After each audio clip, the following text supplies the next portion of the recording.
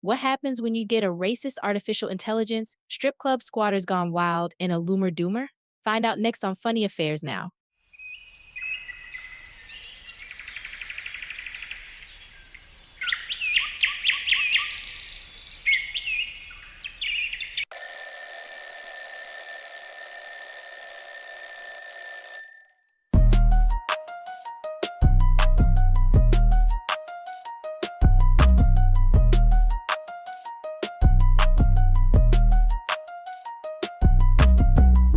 Hey there, welcome to Funny Affairs Now, where we take the world's most jaw-dropping headlines and flip them into laugh-out-loud stories. I'm your host, Aaliyah, your guide through the latest news chaos with a twist of comedy. Whether it's politicians in a pickle, courtroom capers, or squatters hosting house parties, we're here to make sense of it all. Get ready to dive into today's funniest affairs and stick around because more madness will always come. Hit that subscribe button, and let's get started.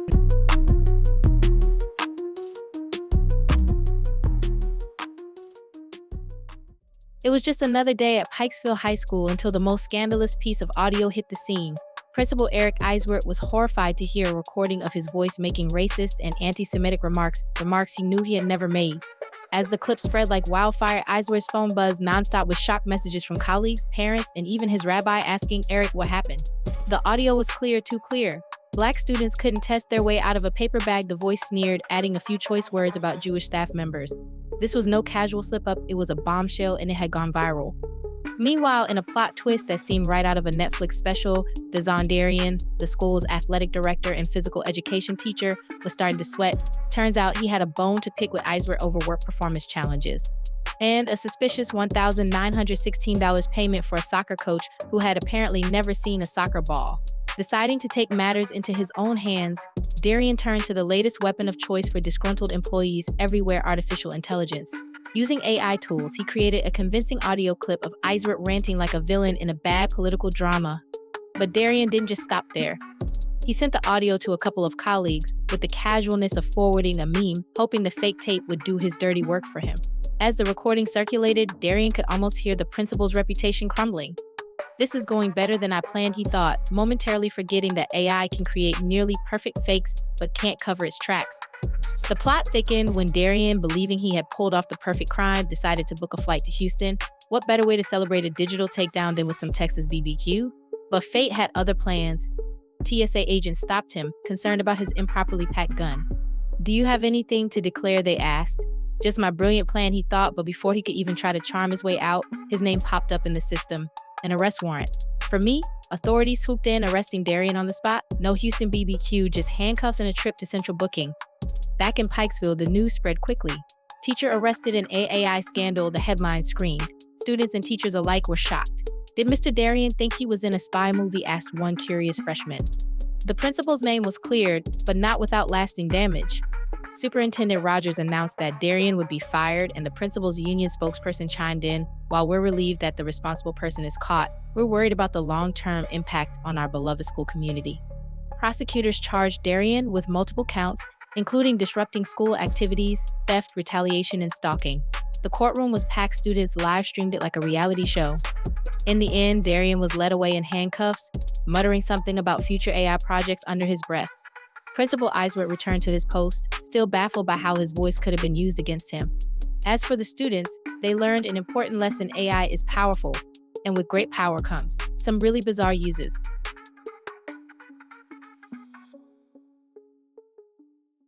Atlanta, Georgia, a city known for its southern hospitality, diverse culture, and an unexpected takeover by squatters.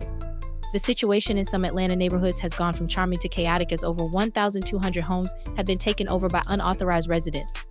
The squatters have gotten so bold, they've turned one home into an illegal strip club, complete with live horses for weekend parties. "Is this even America anymore?" one frustrated neighbor asked. "I just wanted a quiet night, not front row seats to the Wild West." In South Fulton, residents were stunned to find four squatters: D'Anthony Maddox, Jeremy Wheat, Kelvin Hall, and Tara J. Forday, turning a 5-bedroom home into a full-fledged entertainment complex. "We had noise, car races, and parties," a neighbor complained, "and they even brought in live horses. Horses. I didn't realize my front yard would turn into a rodeo." The neighborhood nightmare finally ended when a SWAT team raided the house, recovering stolen cars, credit cards, and even a stolen weapon. Some neighbors celebrated with a much quieter housewarming party. Meanwhile, across town, U.S. Army Lieutenant Colonel Daliadar returned from active duty to find a different kind of battle won against a squatter named Vincent Simon, who had taken up residence in her newly renovated $500,000 home. The local police initially shrugged and called it a civil matter. It took an obscure law and a lot of persistence before they finally removed Simon, discovering guns and drugs in the process. I was just trying to renovate, not host a crime ring, Doar quip. With squatters getting creative and emboldened, homeowners now live in fear of finding their properties transformed into nightclubs or hideouts for local criminals. Real estate agents have started adding squatters not included to their listings, and neighbors are banding together asking, is this Atlanta or the next season of a reality TV show? In a city where the unexpected has become the norm, Atlanta residents are left wondering how to reclaim their homes and their peace of mind. One thing's for sure, the housing crisis has taken on a whole new meaning. It was another busy week on the Trump campaign trail, but this time with an unexpected twist. Enter Laura Loomer, a far-right provocateur with a resume of conspiracy theories longer than a CBS receipt. Loomer had been spotted deboarding Trump's private plane at the Philadelphia debate and later attending 9/11's memorial ceremonies with the former president. The mainstream media went into overdrive. Who invited her? What does it mean? Is this real life? They clamored. Even top Republicans were shaking their heads, muttering, not again. Meanwhile, right-wing media outlets like Fox News, Breitbart, and the Daily Wire were noticeably quiet, almost too quiet. A search for Loomer on their websites returned only a picture of a tumbleweed blowing through a digital desert. Back at Fox News HQ, producers huddled around, trying to figure out how to handle this PR nightmare. What if we just don't talk about it? One producer suggested. Perfect, replied another. Meanwhile, on CNN and MSNBC, panels were dissecting every frame of Trump and Loomer together, comparing their relationship to that of Batman and the Joker, but nobody could quite decide who was who. Over at OAN, the host debated if the story was a false flag planted by Democrats. Is Loomer even a real person? One host pondered. Maybe she's AI generated, suggested another, tapping into the hot new conspiracy. While right-wing media played the nothing to see here game, some Republicans couldn't stay silent. Senator Lindsey Graham appeared on the Sunday shows, exclaiming, "The history of statements by MS. Loomer is beyond disturbing. This is not what we should be talking about," Senator Tom Tillis tweeted. Loomer's doing more damage to Trump's campaign than the DNC could ever hope to. As Trump refused to distance himself from Loomer, the question remained, what does this mean for the 2024 race? Political analysts speculated, is this the beginning of the end or just the end of the beginning? Trump, unfazed, continued with his campaign, hosting rallies, and making promises about making America great again, while Loomer hung around like the eccentric aunt nobody quite knew what to do with.